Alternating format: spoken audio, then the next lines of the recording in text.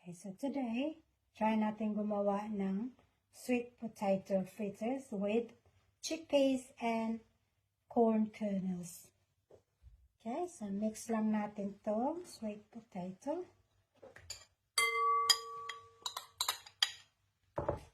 Chickpeas, corn,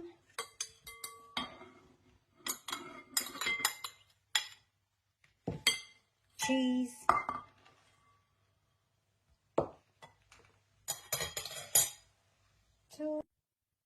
3 eggs,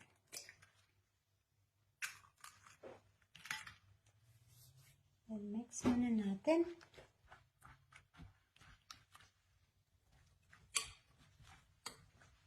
Dami pala.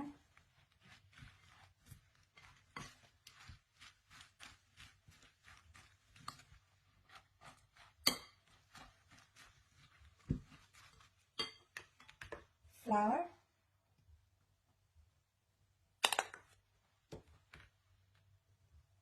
curry powder, and wala tayong fresh na garlic, so ito na lang gamitin ko. Garlic powder,